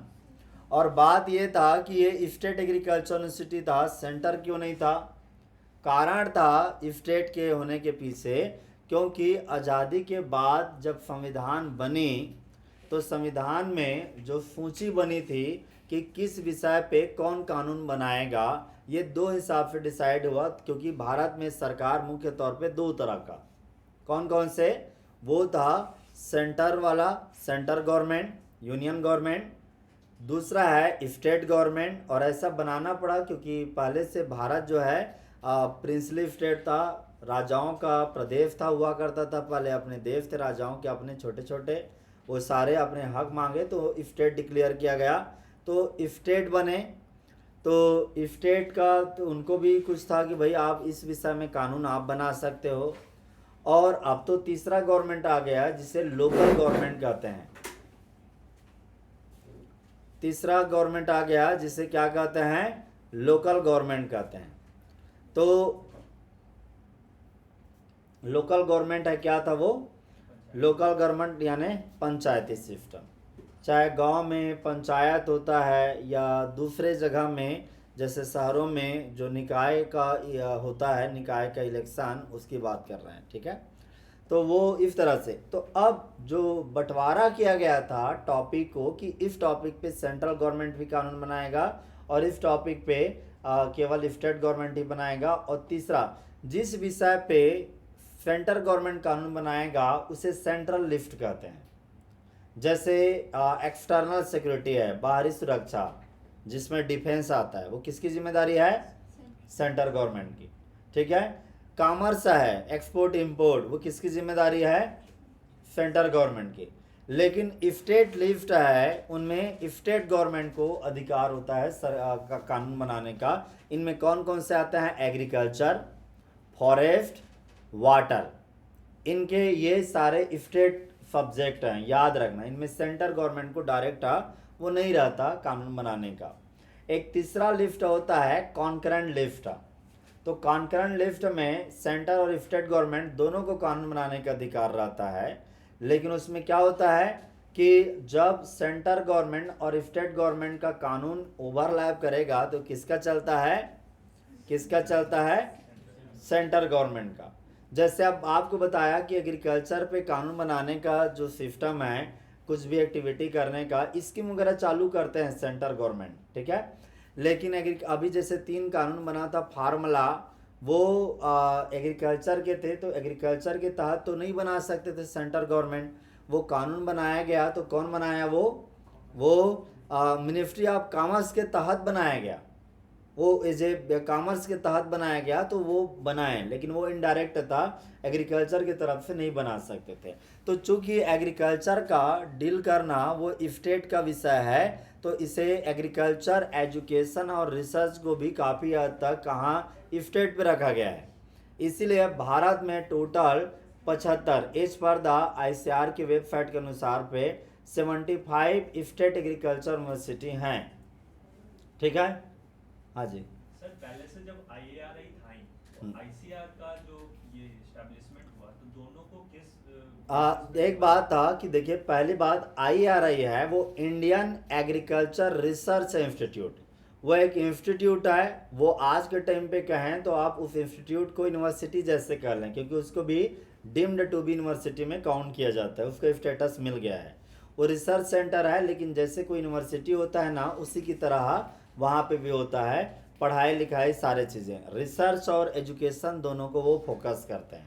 ठीक है। लेकिन ICAR है, Indian council of agriculture research, वो एक काउंसिल है, वो सोसाइटी है, उसका एजुकेशन से ज़्यादा मतलब नहीं है, उसको उससे मतलब नहीं है, रिसर्च से मतलब नहीं है, वो रिसर्च करता नहीं है, करवाता है अपनी सेंटर करके। तो वो एक रिसर्च को मैनेज करने वाली एक संस्था है, एजुकेशन को मैनेज करने वाली संस्था, वो काउंसिल है। ये हमेशा वो उसके अंतर्गत IRI, जैसे IRI ICAR के अंतर्गत आता है। NDRI ICAR के अंदर जितने भी देश में रिसर्च, एग्रीकल्चर के रिसर्च और एग्रीकल्चर के एजुकेशन संस्थान हैं सेंट्रल लेवल के, वो सारे कहाँ कहाँ किसके अंडर में आते हैं? ICAR में। उनको रिसर्च कोऑर्डिनेशन करना ICAR का काम होता है। जबकि स्टेट गवर्नमेंट के अपने स्टेट एग्रीकल्चर यूनिवर्सिटी और क्या होते हैं, अपने एग्रीकल्चर रिसर्च संस्थान भी होते हैं, उनका अलग सिस्टम चलता है। कारण क्या है? State is the state subject, ये याद रखना। अब यहाँ आपको बताता हूँ कि देखिए, ICAR के बहुत सारे national institute, Indian institute, national research centre, directorate, project directorate, इस तरह से बहुत सारे रिसर्च सेंटर हैं। यहाँ तक कि ICAR एक्सटेंशन या कृषि ज्ञान को फैलाने का काम करता है, तो उसके पास क्या है? KVK हैं। लगभग 735 के आसपास KVK हैं। वो लेटेस्ट अपडेट आप करंट अफेयर में देख सकते हैं। 735 कृषि विज्ञान केंद्र हैं भारत में जो काम कर रहे हैं। और कृषि विज्ञान केंद्र यानी फार्म साइंस सेंटर एक ऐसा इंस्टीट्यूट होता है जो किसानों को डायरेक्टली ट्रेनिंग देता है, और ये जिले स्तर में काम करता है। भारत के जितने भी जिले हैं उनमें टोटल 735 में हैं। यहाँ आप देखते हो कि पहला स्टेट एग्रीकल्चर यूनिवर्सिटी ये बना, वो है पंतनगर। आज इसका नाम क्या है? ये Govind Ballabh Pant agriculture university and technology, GBPUAT। आज भी ये काफ़ी रिपुटेशन रखता है, जाना माना संस्थान है एग्रीकल्चर एजुकेशन को लेकर के। एजुकेशन और रिसर्च दोनों में ही अग्रणी है एक तरह से। IRI के बाद में या 2-3 और संस्थानों के बाद में इसका भी अच्छा रैंकिंग आता है। हमारे यहाँ एग्रीकल्चर के आज 75 स्टेट एग्रीकल्चर यूनिवर्सिटी हैं और यहाँ पे इस 75 में टोटल 64 स्टेट एग्रीकल्चर यूनिवर्सिटी हैं, जहाँ पे कुछ वेटनरी के, कुछ हॉर्टिकल्चर के, कुछ फिशरी भी इंक्लूड हैं एग्रीकल्चर यूनिवर्सिटी के साथ में। तो यहाँ 4 आपको सेंट्रल ICAR के इंस्टीट्यूट मिलेंगे, ICAR के यूनिवर्सिटी मिलेंगे। क्या क्या देखिए, सॉरी, हाँ, चार ये हैं, ये इंस्टीट्यूट कहिए, यूनिवर्सिटी नहीं कहिए, 4 इंस्टीट्यूट हैं। इनको generally deemed to be university कहते हैं। जैसे IRI है, Indian agriculture research institute new Delhi में, IVRI है, इंडियन वेटनरी रिसर्च इंस्टीट्यूट इज्जत नगर बरेली में, NDRI है, ये करनाल में है। तो आपको बताना चाहूँगा कि IVRI वेटनरी का एजुकेशन कराता है, वेटनरी डॉक्टर बनते हैं ना वो। NDRI है, ये डेयरी से है, डेयरी का मिल्क प्रोडक्शन को और लेवल में बढ़ाने के लिए ये graduate, master, doctor, scientist create करवाते हैं। तो वेटनरी चिकित्सा है, वो मेडिकल की तरह है, वो जैसे डॉक्टर होते हैं ना MBBS, उनकी तरह है। और उनके सब समकक्ष है, इनको काफ़ी वैल्यू मिलती है और ये काफ़ी प्रोफेशनल डॉक्टर होते हैं, लेकिन ये जानवरों के होते हैं। और यहाँ NDRI है, वो एग्रोनॉमी टाइप का है। जैसे एग्रोनॉमी में फसल उत्पादन बढ़ाते हैं, यहाँ पे मिल्क उत्पादन बढ़ाने के लिए पढ़ाई लिखाई किया जाता है। और फिशरी एजुकेशन के लिए मुंबई में सीफे है, सीफे का नाम है central institute of fishery education, ये मुंबई में है एजुकेशन का। तो ये 4 ऐसे इंस्टीट्यूशन हैं ICAR के जिन्हें डीम्ड टू बी यूनिवर्सिटी कहते हैं। अब ये IRI है, IRI एग्रीकल्चर रिसर्च एजुकेशन के लिए। तो एक बात आपको बताना चाहूँगा, देखो अभी तक जैसे NDRI है, NDRI, IVRI, सीफे, तो जनरली क्या होता है कि इन सारे जगहों में मैक्सिमम जगह में BSc या BSc एग्रीकल्चर, BSc डेयरी नहीं होता था। अब NDRI में होने लग गया, अब IRI में भी होने वाला है इस साल से। ये कहा गया है, मैं जहाँ तक सुना और रिपोर्ट को पढ़ा हूँ, कि इस साल से IRI में भी केवल IRI के अंदर में केवल क्या होता था, MSc और PhD होता था। अब यहाँ पे भी क्या हो जाएगा, ग्रेजुएशन हो जाएगा। BSc एग्रीकल्चर जो है वो भी यहाँ पे पढ़ने का मौका, कॉलेज यहाँ पे खुलने वाला है, ठीक है, अभी खुला नहीं है। अब ICAR के अंदर का 3 डायरेक्ट सेंट्रल यूनिवर्सिटी है। पहले एक हुआ करता था, अब 3 हो गए। एक है central agriculture university Imphal Manipur, यहाँ डायरेक्ट एडमिशन होता है और 100% ICAR का सीट यहाँ ICAR के थ्रू यहाँ का सीट भरता है। एक और है doctor RPCU, doctor Rajendra Prasad central agriculture university Pusa Bihar. और एक और है Rani Laxmibai central agriculture university Jhansi. ये तीनों सेंट्रल एग्रीकल्चर यूनिवर्सिटी है, रिपुटेशन है, डायरेक्ट 100% फंड ICAR से जाता है और यहाँ की सीट भी ICAR से भरते हैं। इसके अतिरिक्त आप एडमिशन 54 स्टेट एग्रीकल्चर यूनिवर्सिटी में ले सकते थे, ये 3 यूनिवर्सिटी में ले सकते थे जो आपको बताया, CIU Imphal, CIU Pusa, CIU Jhansi. इसके अतिरिक्त ये 4 अलग डीम्ड टू बी यूनिवर्सिटी हैं। और साथ ही साथ कई ऐसे जगह हैं जो सेंट्रल यूनिवर्सिटी है जहाँ पे एग्रीकल्चर होता है। इनमें बनारस हिंदू यूनिवर्सिटी वाराणसी, और उसका खुद का भी एग्ज़ाम होता है और उस एग्ज़ाम में ICAR के भी थ्रू भरता है। इसके अतिरिक्त अलीगढ़ मुस्लिम यूनिवर्सिटी, उनका खुद का भी एग्ज़ाम होता है और सीट ICAR के भी थ्रू भरता है। इसके अतिरिक्त विश्व भारती है, विश्व भारती में भी, वो भी सेंट्रल यूनिवर्सिटी है, वहाँ पे भी BSc एग्रीकल्चर का एडमिशन होता है, ये भी सेंट्रल यूनिवर्सिटी है।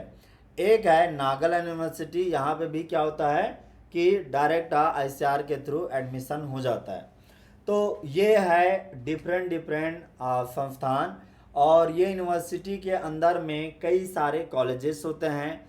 जैसे ये 64 स्टेट एग्रीकल्चर यूनिवर्सिटी है, एक के अंदर में मोटा मोटा एवरेज 5 कॉलेज होते हैं गवर्नमेंट। तो गवर्नमेंट इन सब में एडमिशन होता है BSc ग्रेजुएट का, और BSc ग्रेजुएट जो यदि वो ICAR UG एग्ज़ाम लिखेंगे, PG एग्ज़ाम लिखेंगे तो उनका मास्टर डिग्री में होगा, और फिर JRF SRF लिखेंगे तो PhD में, ये सारे जगह में होता है। ठीक है, एक बात और जानिए, national research agriculture research education and extension system, ये पहले नार्स था, नेशनल एग्रीकल्चर रिसर्च सिस्टम था, अब इसमें एजुकेशन और एक्सटेंशन जोड़ा गया है, ये नरिस कहलाता है। मतलब इंडिया का पूरा एक जो तंत्र बनाया गया है ना, जिसमें एग्रीकल्चर रिसर्च एजुकेशन और एक्सटेंशन को ध्यान दिया जाता है, उसका नाम नरिस है। इससे पहले नार्स कहते थे, अब इसका नाम नरिस है। तो इसके अंतर्गत मोटा मोटा ये बताया गया है कि ये वर्ल्ड का एक बड़ा नेटवर्क है, लार्जेस्ट है, वन ऑफ द, और लगभग एक साल में यूजी लेवल में 28,000 स्टूडेंट एडमिशन पाते हैं, 17,500 स्टूडेंट मास्टर डिग्री में और डॉक्टर लेवल में एनुअली एडमिशन पाते हैं।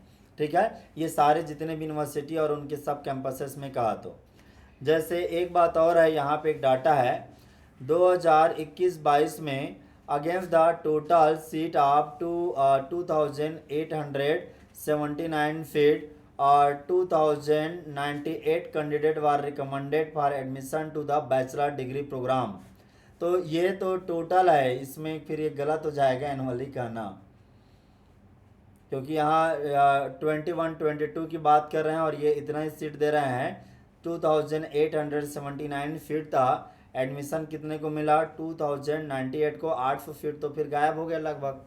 ठीक है, इन 57 accredited agriculture city under the ICAR AU system. तो देखिए सीट भी काफ़ी कम है यहाँ पे, जिससे बताया गया है कि 2021-22 में क्या है, टोटल 2,879 फीट था, इतने को भरा गया, 800 फीट ऐसे ही चला गया, इधर उधर कहाँ गया पता नहीं। ठीक है, जो भी गया ऐसे ही है। अब यहाँ देखिए ये एग्ज़ाम स्कॉलरशिप भी देता है, फेलोशिप भी देता है।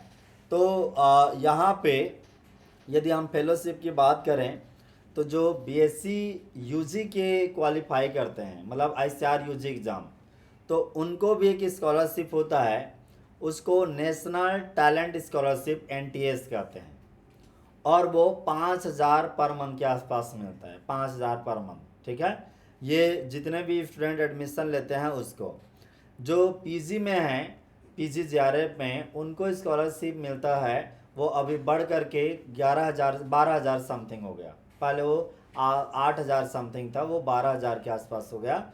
तो अब वो पैसा बढ़ा हुआ है। और जो JRF सीट है, स्कॉलरशिप प्लस एडमिशन था, वो अलग है। और एक ऐसा एडमिशन जिसमें पैसा नहीं मिलेगा लेकिन यूनिवर्सिटी मिलेगा, उसे नॉन JRF कहते हैं, MSc वालों के लिए। ठीक है, तो उनको भी 5,000 मिल रहा था पर मंथ। वो अब चल रहा है नहीं चल रहा है, एक बार हम नए कंडीशन में देखेंगे, क्योंकि सरकार कोरोना के बाद में ऐसे प्रोविज़न को हटा भी सकती है।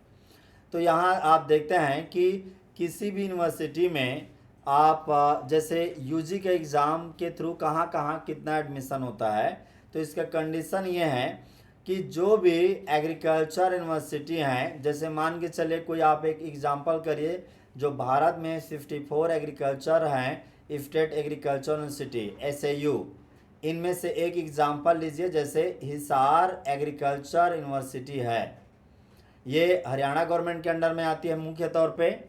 ठीक है, ये HAU हिसार एग्रीकल्चर यूनिवर्सिटी, यहाँ मान के चलो 100 सीट हैं, तो 100 में से जो 15% है, 15 से 20% सीट हैं, ये किसके थ्रू भरे जाएंगे? ICAR के थ्रू भरे जाएंगे।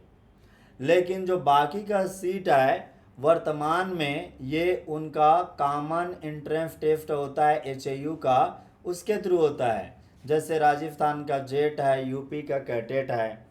लेकिन मैं आपको बताता हूँ कि जैसे ये कितना हो गया, ये कितना हो जाएगा मोटा मोटा 80 से 85% तक। ठीक है, ये सीट 80 से 85% सीट उनके थ्रू भरा जाएगा। यहाँ पे एक पॉइंट आपको बताना चाहूँगा मैं, यहाँ पे एक पॉइंट बताना चाहूँगा, ये जो अभी सारे यूनिवर्सिटी अपना अपना एग्ज़ाम करते हैं ना, प्रोबेबिलिटी ये है, मैंने नोटिफिकेशन पढ़ा हुआ है 2019 का ही, वहाँ पे सारे कंट्री के जितने भी स्टेट एग्रीकल्चर यूनिवर्सिटी हैं वो एसोसिएशन करके आईसीआर और एनटीए को ही कह रहे हैं कि अब आप ही, अब वो कैसा सिस्टम है वो जाने, लेकिन अब वो कह रहे हैं कि अब एक ही एग्ज़ाम हो। जो बच्चा बीएससी एग्रीकल्चर में एडमिशन चाहता है उसको आईसीआर के थ्रू एग्ज़ाम देना पड़े और बाद में स्टेट का कॉमन एंट्रेंस टेस्ट देना पड़े। जैसे यूपी के बच्चा को यूपी कैटेट देना पड़ेगा और फिर आईसीआर के थ्रू देना पड़ेगा, 2 चांस रहेगा। तो वो अब जैसे नीट में अब वो नहीं रहा, नीट में केवल एक एग्ज़ाम होता है, उसी तरह से ये यूनिवर्सिटी वाले भी कह रहे हैं कि एक एग्ज़ाम हो। तो आने वाले टाइम पे ये हो सकता है अगले सत्र से ही कि एक ही एग्ज़ाम होगा 2023 से, मुझे ऐसा लगता है, ठीक है, कि एक ही एग्ज़ाम हो सकता है। कौन सा? आईसीआर का, कंट्री भर में। लेकिन उसमें थोड़ी अभी गड़बड़ियाँ या प्रॉब्लम आएगा क्योंकि जो स्टेट के लेवल का सिलेबस पैटर्न तरीका वो काफ़ी डिफरेंट है, बहुत ज़्यादा डिफरेंट है, वे डेवलप्ड नहीं है, इसलिए अच्छे से तौर तरीका वो डिफरेंट है। तो ये थोड़ी दिक्कतें आएगी। वह स्टेट के बच्चे हैं वो आईसीआर के एग्ज़ाम क्वालिफाई करने की पोजीशन में नहीं हो पाएंगे। बहुत सारा यूपी और राजस्थान सबसे ज़्यादा प्रभावित होगा क्योंकि वहाँ पे 12वीं के बाद में ही 11वीं 12वीं में ही स्टूडेंट एग्रीकल्चर लेते हैं, बाकी जगह में कम लेते हैं लेकिन उस जगह में सबसे ज़्यादा लेते हैं। तो वहाँ के बच्चे प्रभावित होंगे सबसे ज़्यादा, यूपी और कहाँ के, ये राजस्थान के। तो इसलिए ये जो पैटर्न है, अब ये केवल यूजी तक नहीं है, पीजी में जो जेआरएफ एसआरएफ तो होता ही है आईसीआर का, जेआरएफ एसआरएफ, लेकिन जो स्टेट का अभी कॉमन यूनिवर्सिटी टेस्ट होता है ना, स्टेट एग्रीकल्चर यूनिवर्सिटी वाले लेते हैं, उसकी भी संभावनाएं हैं कि वो आईसीआर के ही में ही दायरे में आने वाला है, ठीक है। ये निश्चित रूप से न्यू एजुकेशन पॉलिसी के तहत में ये सारे परिवर्तन आपको देखने को मिल सकते हैं। स्टेट एग्रीकल्चर यूनिवर्सिटी का 15 से 20% सीट आईसीआर के थ्रू भराएगा, लेकिन जो हमने 3 जो आपको बोला था, 3 सेंट्रल यूनिवर्सिटी, और उन 3 सेंट्रल यूनिवर्सिटी में एक है Rani Laxmibai central agriculture university का 100% सीट आईसीआर के एग्ज़ाम के थ्रू होगा, वो अलग एग्ज़ाम नहीं होगा। दूसरी बात एनडीआरआई, करनाल और आईआरआई, क्योंकि इस साल ये देखो लिख दिया उन्होंने, यही बात आपको बोल रहा था कि बीएससी एग्रीकल्चर वाले यहाँ इस साल आईआरआई न्यू दिल्ली में पढ़ाई का मौका प्राप्त कर सकते हैं 12वीं के बाद ही। पहले क्या था, कोई दिल्ली का लड़का तैयारी करता था, हमारे कई लड़के हैं दिल्ली के हैं जो यूजी में तैयारी कर रहे हैं, तो वो तैयारी करते थे, उनका हो जाता था तो कहीं और पढ़ते थे बीएससी एग्रीकल्चर। उनके पास दिल्ली आने का एक ही मौका, एक ही था कि एमएससी में अच्छे से तैयारी करें, जेआरएफ क्रैक करें और फिर यहाँ पे आते थे। तो ये बातें थी क्या कि आप आईआरआई में भी आप क्या है एडमिशन हो सकता है, इंडियन एग्रीकल्चर न्यू दिल्ली में भी बीएससी एग्रीकल्चर एडमिशन कर सकते हैं, साफ लिख रखा है। इस साल वो कॉलेज स्टार्ट होने वाला है। और doctor आरपीसीयू, doctor Rajendra Prasad central university Pusa Bihar है, यहाँ का भी 100% सीट है। ये 3 जगह का 100% सीट है, वो आईसीआर के एग्ज़ाम के थ्रू होगा। यहाँ कुछ चीज़ें आपका छूट गया जो हम पहले में कुछ और बोले थे। कौन सा? कि देखो सेंट्रल एग्रीकल्चर यूनिवर्सिटी में ये सीआईयू झांसी और सीआईयू इम्फाल का 100% सीट तो आईसीआर से भर रहा है, लेकिन सीआईयू इम्फाल का यहाँ लिस्ट में नहीं है। इट मीन्स क्या कि सीआईयू इम्फाल अपना खुद का एग्ज़ाम और करवाएगा और वो एग्ज़ाम नॉर्थ ईस्ट के बच्चों को प्राथमिकता के लिए देगा, क्योंकि नॉर्थ स्टेट है ना, मणिपुर, मिजोरम, वहाँ पे कोई तगड़ा स्टेट एग्रीकल्चर यूनिवर्सिटी नहीं है, छोटे छोटे राज्य हैं, इसलिए खाली त्रिपुरा में एक एग्रीकल्चर कॉलेज खुला था, वो भी त्रिपुरा यूनिवर्सिटी के अंदर में, तो वहाँ पे भी अभी सेंट्रल एग्रीकल्चर ये मतलब स्टेट एग्रीकल्चर यूनिवर्सिटी नहीं बना था, तो इसलिए वहाँ पे वो प्राथमिकता है। Not more than 40% candidate from any one state shall be admitted in any agriculture university in a particular subject and category. ये काफ़ी हद तक कई बार ऐसा लगता है कि this is a draconian rules.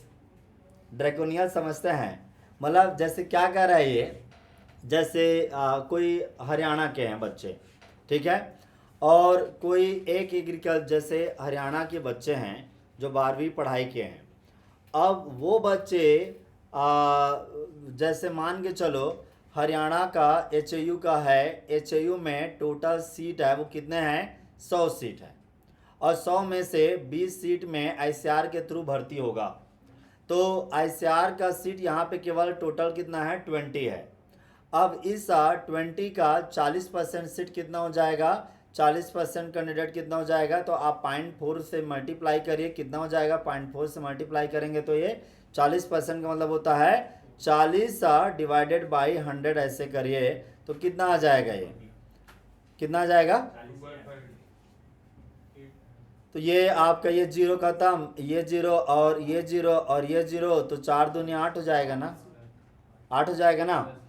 ये 40%। तो आप जैसे मान के चलो 15 बच्चे सेलेक्ट हो गए, और 15 बच्चे पूरे के पूरे टॉप हरियाणा के हैं, और वो सारे कह रहे हैं कि हमको HAU में ही पढ़ना है क्योंकि हमारा घर यहाँ पे पड़ता है, तो वो लोग HAU में नहीं ले सकते एडमिशन। उनमें से कितने ले सकते हैं, 15 में से 8। तो अब ये जो क्राइटेरिया रखा गया है, ये ड्रैकोनियन रूल है, लेकिन शायद ICR ने इसको इसलिए रखा गया है कि सारे स्टेट के लोगों को अवसर मिले, या किसी स्टेट की यूनिवर्सिटी में पूरे के पूरे एक ही यूनिवर्सिटी, एक ही स्टेट के बच्चे ना भर जाएं। ये कंडीशन ना केवल UG एडमिशन में भी है, बल्कि PG PhD में भी है। जैसे मान के चलो आप देखो, एक चीज़ जिनवी नहीं भाई, IRI नया IRI में UG का बच्चों का कॉलेज खुल रहा है, यहाँ इन लोग एडमिशन चाहेंगे। अब सारे बच्चे जो शुरू के यहाँ पे मान के चलो यही था कि IRI के अंदर है, यहाँ पे टोटल साल इस साल 100 क्रिएट किए, और 100 का पूरा भर्ती होगा किससे, इसी एग्ज़ाम से। तो कायदे से कितना होना चाहिए, 40 सीट ही, 40 ही किसी स्टेट के 40 बच्चे ही पढ़ सकते हैं। यही होगा ना कायदे से, नियम के हिसाब से, कि पूरा 100 सीट है वो IRI का है, वो ICR के थ्रू भरे जाने हैं, तो टोटल 40 सीट ही किससे होगा, एक स्टेट के। लेकिन यदि हरियाणा के टोटल 50 बच्चे आ गए और सब चाहते हैं कि वो IRI में पढ़ना चाहते हैं क्योंकि देश का सबसे बड़ा इंस्टीट्यूट है, तो 50 नहीं ले सकते एडमिशन। जो ऊपर के टॉप 50 आएंगे उन्हीं का एडमिशन होगा, बाकी 10 को आउट होना पड़ेगा। तो ऐसे नियम है, वो थोड़े से अजीबोगरीब लगते हैं, लेकिन शायद ICR ऐसे नियम हैं वो इसलिए करके रखा है ताकि सारे स्टेट को ये अवसर मिले। लेकिन फिर भी मुझे लगता है कि संवैधानिक ढंग से वो जो स्टूडेंट का लॉ फंडामेंटल राइट है ना, law of equality before the ये लॉ ऑफ इक्वलिटी का, उसके साथ कहीं ना कहीं उस आर्टिकल का ये उल्लंघन करता है, ऐसा मुझे फील होता है कानूनन ढंग से देखा जाए तो। कई बच्चा कोई कोर्ट चला गया तो शायद अब ये कोर्ट तय कर पाएगा कि क्या ICR एक जो कि सोसाइटी है वो ऐसा रूल, क्योंकि जो देखो 40 सीट तक बच्चा एडमिशन ठीक है इस एडमिशन के थ्रू, लेकिन जिसका 45 आया हुआ है और वो एडमिशन नहीं ले पाएगा इस टॉप यूनिवर्सिटी में, वो कोर्ट जा सकता है भाई। तो कोर्ट कहीं ना कहीं तय करेगा कि ICR को यह हक है डिसाइड करने का कि स्टेट एग्रीकल्चर यूनिवर्सिटी स्टेट के बच्चों को इस क्राइटेरिया के आधार पे वो बाधा लगा सकता है, नहीं लगा सकता है, ये फ्यूचर की बात है। एंड एक और बात है, there is a no provision of direct nomination for admission through the ICR in a bachelor degree without qualifying ICR। Payment seat, पैसा ले लो सर जी, ऐसा वैसा कुछ नहीं चलेगा, ठीक है, कोई डायरेक्ट तरीका नहीं है, परीक्षा दीजिए और भर्ती लीजिए। और चूँकि ऑनलाइन है तो अभी लोड लपेट नहीं है। To align with a new education policy, अभी अब न्यू एजुकेशन पॉलिसी 2020 की वजह से असर आपको देखने को पड़ रहा है, बहुत सारी चीज़ें चेंज हो रहा है। Reduce the burden on student for appearing in the multiple entrance examination for admission in AU and ICR took an initiative and asked for consent of agriculture city if they wish to utilize the NTA score for UG admission in academic year 2020-23. The list of AU which have expressed their willingness to utilize the NTA score in given this one. समझ में आ गया? जो मैंने आपको अभी कहा था कि ये 2019 का गाइडलाइंस है, इट इज रिफ्लेक्टेड हियर। क्या बात कि अब स्टेट के एग्रीकल्चर यूनिवर्सिटी अपना जो एग्ज़ाम कराते थे BSc एडमिशन एंट्रेंस के लिए, PhD MSc एंट्रेंस के लिए, या फिर PhD एंट्रेंस के लिए, पीएचडी का तो अब लगभग सारा यूनिवर्सिटी ने कह दिया है कि आईसीआर का स्कोर के आधार पे ही हम लोग एडमिशन लेंगे पीएचडी में। जो एसआरएफ है उसी के ही चलता है, अब वो अलग से एग्जाम नहीं करा रहे हैं बहुत सारे लोग। ऐसा ही एमएससी और बीएससी में भी होने वाला है। इन्होंने इस साल क्या कर रखा है कि जिन्होंने जैसे यूपी कैडेट एग्जाम हो गया ना, यूपी कैडेट का, और रिजल्ट भी आ गया, तो यूपी कैडेट वाले हैं उन्होंने इस साल कर दिया, अगले साल मंडराता रहेगा ये बात, क्योंकि अगले साल यदि यूपी गवर्नमेंट ने भी कह दिया कि मल्टीपल एग्जाम में नहीं बैठेंगे बच्चों, कहीं यूपी कैडेट भी लिखें और आईसीआर भी लिखें, तो क्या होने वाला है, वो केवल आईसीआर एग्जाम होगा। और आईसीआर एग्जाम का एक मतलब क्या है पता है आपको? उसका मतलब ये है कि सीधा सीधा आपको आईसीआर का पैटर्न फॉलो करना पड़ेगा। आईसीआर का पैटर्न वही सिलेबस, क्योंकि अभी भी जो 12वीं में एग्रीकल्चर के बच्चे हैं उनका सिलेबस काफ़ी डिफरेंट और अलग है। वो कभी भी आईसीआर के एग्ज़ाम क्वालिफाई करने की पोजीशन में नहीं पहुंचेंगे यदि उनका स्टेट के लेवल में सिलेबस चेंज नहीं किया गया। क्यों? क्योंकि जैसे यूजी का बच्चा है, यूजी का बच्चा है और यूजी का एंट्रेंस की तैयारी कर रहा है, आईसीआर का क्लियर फंड है, उसको 3 सब्जेक्ट मिलेगा भाई, या वो कोई भी 5 सब्जेक्ट में से 3 सब्जेक्ट कोई ले ले, एग्रीकल्चर, केमिस्ट्री, फिजिक्स, बायोलॉजी और मैथ्स, ठीक है। तो जैसे एग्रीकल्चर वाला है जो 11वीं 12वीं में एग्रीकल्चर है, वो यदि चूज कर रहा है एग्रीकल्चर, बायोलॉजी और केमिस्ट्री, तो क्या उससे 12वीं में एग्रीकल्चर, बायोलॉजी, केमिस्ट्री 11वीं 12वीं में पढ़ाया जाता है क्या? उत्तर है नो। उसको बेचारे को यदि राजस्थान या यूपी का है, वो केवल और केवल 11वीं 12वीं में एग्रीकल्चर पढ़ता है, अचानक से कोचिंग में आएगा और उसको 2 सब्जेक्ट और मिलेंगे, कौन से? केमिस्ट्री और बायोलॉजी, और बहुत मुश्किल जाता है फिर 1 साल में उसे तैयार होना। तो कहीं ना कहीं स्टेट एग्रीकल्चर यूनिवर्सिटी वाले यदि वीडियो देखें या सुने तो ये थोड़ा सा बच्चों के साथ रहम कर दें, उनका एक यूनिवर्सल पैटर्न बना दें स्टेट यूनिवर्सिटी, स्टेट एग्ज़ाम में भी, बोर्ड में भी, वो उन बच्चों को भी कर दें। और दूसरी बात, यदि वो आईसीआर या नीट के हिसाब से बच्चों को पढ़वाते हैं तो अब कहीं ना कहीं अपने स्टेट के जो टेक्स्ट बुक हैं उनको भी वो तब्दील कर दें। और चूँकि सारा का सारा जब से एनटीए एग्ज़ाम ले रहा है और सेंट्रल गवर्नमेंट का गाइडलाइंस है एक तरह एक जैसे कंडीशन और इन्वायरमेंट में हो, तो कहीं ना कहीं बच्चों को जो टेक्स्ट बुक है वो एनसीईआरटी के पैटर्न में बने। एक और रिक्वेस्ट है कि जो 12वीं के बच्चे हैं 11वीं 12वीं में, उनको एनसीईआरटी के बायोलॉजी और केमिस्ट्री या फिजिक्स की तरह है एनसीईआरटी द्वारा कोई बुक नहीं मिलता, कोई बुक नहीं है अभी तक। कोई सीबीएसई थोड़ी बहुत बनाता है, वो किसी भी 3rd क्लास लोगों से बनवा देते हैं। कोशिश करें आईआरआई और एनडीआरआई के साइंटिस्ट से, पहले सीबीएसई ने बढ़िया बुक 9th और 10th के लेवल में बनवाया था, उसी तरह से सीबीएसई के द्वारा ये एनसीईआरटी के द्वारा 12वीं के जो बच्चे हैं जो एग्रीकल्चर विषय है उसके लिए भी कक्षा 11वीं के बुक और 12वीं के बुक बनवाएं, जिसे बायोलॉजी है एनसीईआरटी के 11वीं 12वीं के लिए उसी तरह का। अरे आईसीआर एनडीआरआई में बड़े धांसू साइंटिस्ट हैं, अच्छे ज्ञानी साइंटिस्ट हैं, उनका स्किल करें। किसी भी रैंडम व्यक्ति का जिसका कोई एक ये नहीं है, आइडेंटिटी नहीं है नेशनल लेवल के लिए, तो उससे बुक ना बनवाए। लेकिन दुर्भाग्यवश सीबीएसई ऐसा कर रहा है। I got this in notice, ठीक है, नाम लेना ठीक नहीं होता बट ये गलत चीज़ें हो जाती है। हमारा ये कहना है कि उसी सीबीएसई ने जब 11वीं और 12वीं का जो किताब है एग्रीकल्चर का वो आईआरआई के साइंटिस्टों से बनवाया, बड़े बड़े एक्सपर्ट से बनवाया, तो आप जानते हो ना कि एनसीईआरटी की किताब भी बड़े बड़े लोग लिखते हैं। दिल्ली यूनिवर्सिटी में head, department of head, professional, ऐसे जो लोग हैं वो 11वीं और 12वीं का बायोलॉजी का या केमिस्ट्री का, सोशियोलॉजी का हर विषय लिखते हैं, क्योंकि वो देश का बड़ा बुक है भाई, इसलिए वहाँ पे होनी चाहिए। तो ये ध्यान रखना भैया कि आप जो है ना, जो भी बच्चे आपके छोटे भाई बंधु तैयारी कर रहे हैं या आप भी तैयारी कर रहे हो, तो ये बात याद रखना कि आने वाले सत्र तक ये कंप्लीट फोर्स भी हो सकता है। अभी तो आपको विलिंगनेस पूछा गया है आईसीआर के द्वारा, और जब इन्होंने अपना कह दिया कि हम नहीं लेंगे परीक्षा, ये सारा हेडेक उसी का है आईसीआर का, और हमको स्कोर यूज करेंगे और बच्चों को एडमिशन देंगे। उनका काम तो टैलेंट ही लेना है ना, तो टैलेंट सच में लेना चाहते हैं लोभ जोब के बजाय में, तो स्कोर का यूज करेंगे। लेकिन बात यह है कि प्रॉपर उनको अवसर भी मिलने की बात है। बोलिए सर, स्टेट एग्रीकल्चर यूनिवर्सिटी जो होते हैं वो अपना कॉमन एंट्रेंस टेस्ट लेते बिल्कुल। वो अपने स्टेट के बच्चों को पहले प्रेफर करते हैं, डोमिसाइल देखते हैं। हाँ, अभी भी करेंगे। अभी भी क्या है, जैसे HAU है, HAU अपना कॉमन एंट्रेंस टेस्ट नहीं लेगा। और एक ही एग्ज़ाम, जैसे अब देखो ICAR के एग्ज़ाम में हरियाणा के भी बच्चे भरेंगे और पूरा देश के भरेंगे। तो अब 15% सीट में पूरे देश के और HAU के खुद भी बच्चे जा सकते हैं 15 से 20% में।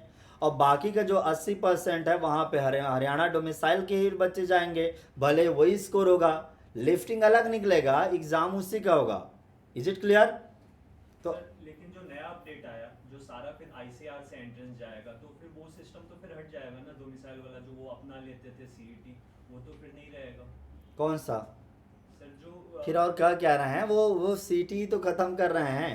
तो फिर सर डोमिसाइल वाला भी सिस्टम हट जाएगा, फिर तो इनका कोई एंट्रेंस रहेगा ही नहीं जो डोमिसाइल क्यों नहीं रखेंगे? फॉर्म भरते समय ही आपसे ICAR का फॉर्म भरते समय ही डोमिसाइल मांगा जाता है, नहीं मांगा जाता कि आप किस स्टेट को बिलोंग करते हो, ये तो पूछा जाता है। तो जब आप भरते हो वहाँ पे कि हम हरियाणा के हैं रहने वाले, हमारा डोमिसाइल हरियाणा का है और आप ICAR का, तो अब आप जैसे क्वालिफाई कर लेते हो तो आपके पास दो है। हरियाणा यदि डोमिसाइल का है तो वो डाटा को पूरा निकालेंगे कि हरियाणा के कौन कौन बच्चे थे जो कि एडमिशन अप्लाई किए थे ICAR का, उनका एक अलग लिस्ट निकल जाएगा और सेंट्रल का एक अलग लिस्ट निकल जाएगा। क्या दिक्कत है उसमें? वो 80% में आ जाएंगे। अब उसका किसी बच्चे का दोनों में सिलेक्शन है तो वो दोनों के थ्रू ले ले, जिस भी तरीके से वो चाहता है, जो बाकी बच्चे रहेंगे वो ले लेंगे उसके थ्रू, तो वो कोई प्रॉब्लम नहीं आएगा। वो तो नीट में भी ऐसी होता है ना अभी भी, कि भाई नीट के एग्ज़ाम होता है, बच्चों को ये टेंशन विमुक्त करने के लिए किया गया। लेकिन एक प्रॉब्लम इतने भी होता है इसमें, एक प्रॉब्लम ये है कि जो स्टूडेंट है ना, उनके पास में कई बार ये ऐसा कंडीशन आ जाता है कि जैसे पहले कई एग्ज़ाम होते थे, तो कई एग्ज़ाम होते थे तो उनको अवसर मिलता था। चलो अवसर नहीं मिलेगा, एक ही एग्ज़ाम का अवसर मिलेगा, कोई बात नहीं है, उसी एग्ज़ाम को ढंग से देंगे। लेकिन बात ये होती है कि क्षेत्रीय लेवल के लोग पीछे रह जाते हैं। मतलब जैसे देखो मेडिकल की दुनिया एक बात अलग थी कि मेडिकल की दुनिया में बड़े बड़े किताबों से जब पूछा जा रहा था पहले, तो बड़े बड़े किताबों से पूछा जा रहा था, वो हाई हाई महंगे किताब है, गांव के बच्चों को मिलता ही नहीं था। वो स्टैंडर्ड इंग्लिश के क्वेश्चन होते थे, इंग्लिश से बन के हिंदी या अदर लैंग्वेज में ट्रांसलेट होते थे, तो वो बड़ा ही अवसर उनके साथ में न्याय होता था जो गांव के बच्चे होते थे उनके साथ में। तो इसके दिशा में सरकार ने कई महत्वपूर्ण कदम उठाए और उनको जितना वो फैसिलिटेट कर सकता था किया है। जैसे अभी भी ध्यान रखा जाता है ट्रांसलेशन का, अभी भी बहुत सारे मुद्दे बचे हैं लेकिन सरकार बहुत सारे करेक्शन किया है। बात है पहली बार क्षेत्रीय लेवल में जो बच्चे पढ़ाई कर रहे हैं उनको ICAR का एग्ज़ाम देना पड़ेगा। वो तो अच्छा है कि इतनी भागम भाग नहीं है ICAR के एडमिशन में, जो जानते हैं वो एडमिशन लेते हैं, बाकी लोग एडमिशन नहीं लेते। बाकियों को कहाँ पता है कि एग्रीकल्चर सबसे अच्छी नौकरी देने वाला एरिया है, आराम से नौकरी और लाइफ सेट हो जाती है, ये नहीं पता है तो लोग इधर पे मारा मारी नहीं करते।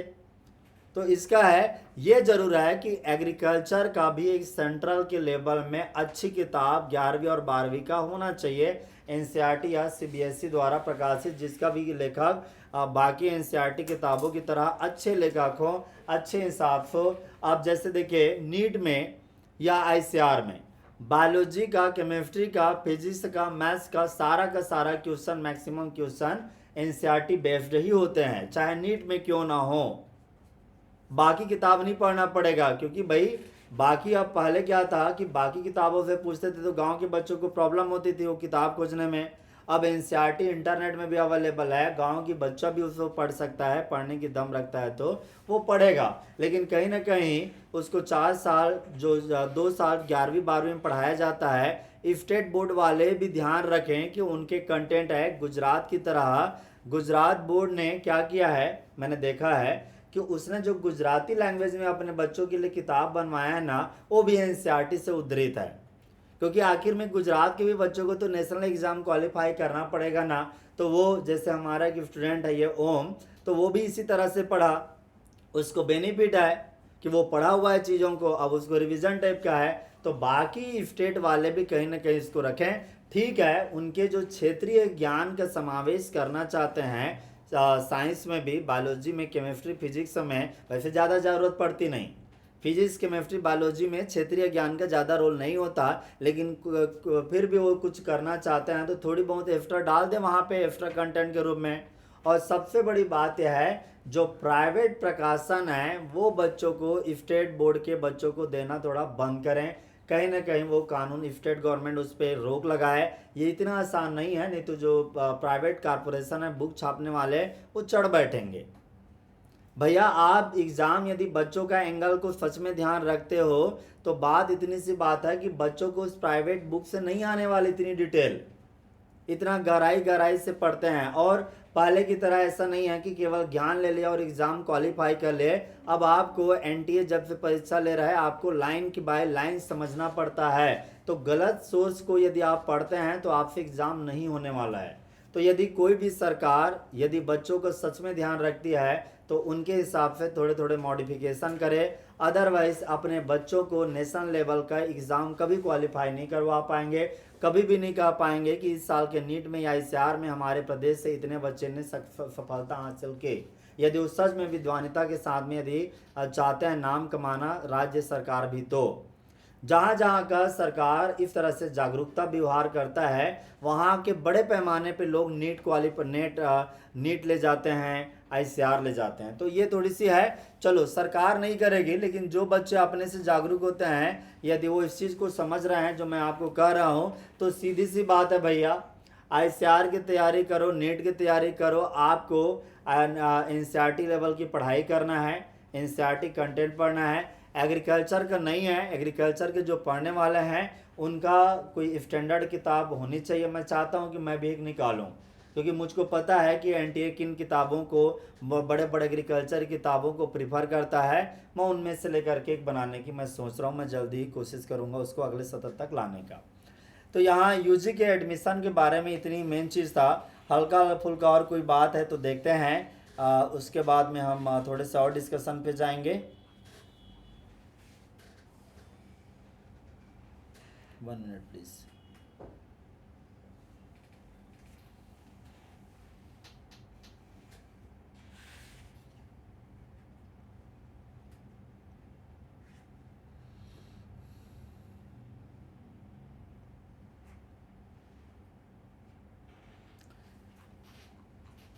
देखिए एग्ज़ाम का पैटर्न यही है, पहले की तरह 2.5 घंटे का एग्ज़ाम है, 150 क्वेश्चन होंगे। यदि आप ऐसे कैलकुलेट करना चाहते हो एक क्वेश्चन के पीछे कितना टाइम, तो आप 2.5 घंटा है तो 2.5 घंटा यानी कितना सेकंड हो गया, ये 60 और 60 और कितना 30, तो टोटल इन तीनों को जोड़ लीजिए कितना हो जा रहा है, 6 6 12 150। तो 150 सेकंड आपके पास समय है और 150 आपके पास क्वेश्चन है। तो एक क्वेश्चन के लिए कितना 1 मिनट का टाइम है। 1 मिनट का टाइम, ये मिनट में हो जाएगा ना, हाँ ये सेकंड मैंने लिख दिया था, ये मिनट में हो जाएगा। तो अब यहाँ पे आप 1 मिनट मत के चलिए, तैयारी के दौरान अपने आप को ट्रेन करिए कि आज के टाइम में एनटीए काफ़ी लेंदी क्वेश्चन पूछ रहा है, पढ़ने में टाइम लगता है, सब बच्चों को यही कॉमन प्रॉब्लम है। तो जब आपको ऐसे मिलता है तो याद रखना है कि 150 क्वेश्चन है, एक क्वेश्चन के पीछे में 45 सेकंड लगा के आपको प्रयास करना है। ठीक है, बोर हो रहा है, जाओ बाहर। Multiple choice with 4 option, 4 option है, 4 यहाँ पे मार्क है। ठीक है, 4 ऑप्शन रहेंगे और एक क्वेश्चन सही करोगे तो 4 नंबर, गलत करोगे तो -1 और नहीं करोगे तो कुछ नहीं मिलेगा। पेपर इंग्लिश और हिंदी दोनों में आएगा। सिलेबस आपको वेबसाइट पे मिल जाएगा, सिलेबस दिया हुआ है ICR के वेबसाइट पे। इसी को इस सिलेबस को ध्यान में रख के ही आपको पढ़ना होता है। लगभग सारी चीज़ें सिलेबस से आता है। रिजर्वेशन का जो क्राइटेरिया है, as per the reservation criteria you can go. यदि हम देखते हैं एक क्वालिफाइंग एग्जामिनेशन, देखिए अक्सर इसको लेकर के लोग थोड़े से रहते हैं कि कितना % होना चाहिए। Candidate must have passed any one of the qualifying examination securing not less than 50% marks for general, OBC and EWS category and 40% marks से कम नहीं होना चाहिए SC/ST के थर्ड जेंडर PWD कैटेगरी। तो देखिए यहाँ आप राउंड फिगर नहीं कर सकते, यहाँ 50 किया गया है तो 49.99% वाला एलिजिबल नहीं है भाई, क्लियर कट है। 50 मतलब 50, क्योंकि सॉफ्टवेयर वो आपको आउट कर देगा। आप जोड़ मोड़ के मत लिख देना इसको कि भाई 49 हो रहा है तो 0.1 ही तो कम हो रहा है 50 कर दूं, नो यू कांट। जो कैलकुलेट हो रहा है आपके कैलकुलेशन में उसके आधार पे ये लेगा, क्योंकि जब आप नंबर भरोगे तो ये खुद को ही आपको आउट कर देगा यदि 50% ये कैलकुलेट नहीं कर पाया तो, ठीक है ना। तो ये है उसका याद रखना, क्योंकि अक्सर ये लोग पूछते हैं। और यहाँ पे जैसे लोग ऐसा सोचते हैं कि नीट वाले जो बच्चे हैं 12वीं को ये देखते हैं कि PCB है तो PCB 3 सब्जेक्ट का नंबर जोड़ के जो एग्रीगेट बनेगा उसको सोचते हैं। यहाँ पे ऐसा कुछ भी नहीं कहा गया, यहाँ ओवरऑल परसेंट की बात है कि ओवरऑल परसेंट में आपका जो स्कोर है that is said, not the PCB का स्कोर। 3 का परसेंट नहीं है, यहाँ केवल इसी का परसेंट है। तो ये बात याद रखना, ठीक है। Document certified shall be verified directly at the time of admission in the admitting university in case the candidate is found not eligible at any stage. यदि आप कोई भी डाटा इधर उधर भरते हो गलती होता है तो जाओगे बाहर। उम्र का भी बात है, कम से कम 16 साल होना चाहिए, ठीक है, क्योंकि कई बार सारे बच्चे तो जीनियस होते हैं तो वो 16 साल भी क्रॉस नहीं किए होते हैं। No relaxation is admissible regarding the minimum age limit. 12 साल के बच्चों को ले लो ऐसा कहोगे तो भी काम नहीं चलेगा, 16 साल मिनिमम होना चाहिए। Anything extra just let me check. हाँ, एक बात और है, ये भी इन्होंने साफ कहा है कि एग्जामिनेशन सिटी सेंटर ये चेंज नहीं होगा, एक बार चूज़ किया जाएगा। वो बात अलग है कि इस बार नीट में उन्होंने 11 बजे रात को ईमेल करके उन्होंने खुद चेंज कर दिया था। 11 बजे रात को बहुत सारे बच्चों ने आरोप लगाया था कि हमारा एग्ज़ाम हॉल चेंज कर दिया गया था, वो भी रात के 11 बजे। उन्होंने कहा कि हमने देखा ही नहीं था। ये दिल्ली के ही केस में हुआ था, आया था न्यूज़पेपर में। तो ऐसा भी करेंगे वो भी गलत है। Anything extra let me check quick.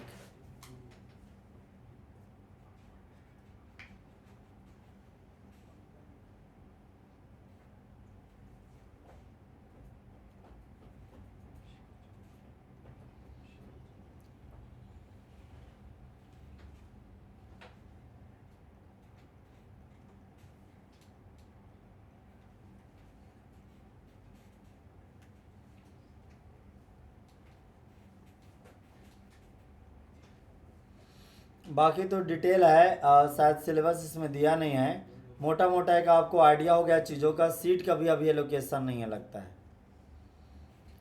यहाँ केवल आपको एक चीज़ देख लेना चाहिए, लेट अस से एनेक्सर 1। हाँ, ये वाला आपको अभी चाहिए था ये जानकारी, क्योंकि ये बड़ा इंपॉर्टेंट है। List of agriculture university which have expressed their willingness to utilise the NTO score. ये 2022-23 में UG एडमिशन के लिए जिन लोगों को चाहिए था कि वो लें, तो जैसे CSK पालमपुर है वो अपना एग्ज़ाम कराता था, UG का वो नहीं कराएगा, ठीक है। और जैसे ये है MPSU Maharana Pratap horticulture university इस साल नया बना है, वो भी नहीं कराने वाला। उन्होंने भी कहा कि हम UG में एडमिशन लेंगे, किससे, ICR के थ्रू। और यहाँ देखो सिमोगा में है university of agriculture and horticulture science. Solan में है हार्टिकल्चर एंड फॉरेस्ट्री का यूनिवर्सिटी।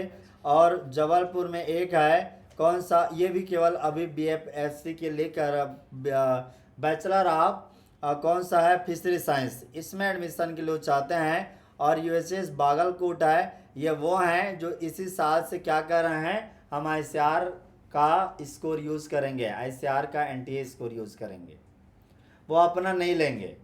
तो अब ये याद रखना, इसका एक बेनिफिट यह है कि वहाँ के बच्चे जो नीट की तैयारी कर रहे हैं वो आराम से यहाँ के लिए बेहतर है, उनको स्टेट एग्ज़ाम की तरह उनको फाइट नहीं करना पड़ेगा। उम्मीद ये भी है कि बाकी लोग सुधर जाएं और यूनिवर्सिटी वाले हैं वो सब लोग इसको स्वीकार कर लेंगे तो बच्चों को भी राहत मिलेगी। एक ही चीज़ पढ़ना पड़ेगा, कोई पीसीबी पढ़ा है नीट के लिए तो वही जो है सारे एग्रीकल्चर यूनिवर्सिटी में या इसी के थ्रू भी बड़ा एडमिशन पा सकता है। उनको अलग अलग पैतरे में या पैटर्न में आने की ज़रूरत नहीं पड़ेगी। आज जो 12वीं का बच्चा है बायोलॉजी का, उसको नीट के लिए पीसीबी पढ़ना पड़ रहा है, फिर अलग से यदि हिसार हरियाणा का है तो HAU-CT के लिए अलग पढ़ना पड़ेगा, ICR के लिए थोड़ा अलग करना पड़ सकता है। तो ये सारी दुविधा नहीं रहेगा, एक ही एग्ज़ाम हो जाएगा। तो ये डिटेल रहा किसके बारे में, यूजी के बारे में। हल्का सा हम गो थ्रू करते हैं पीजी के बारे में।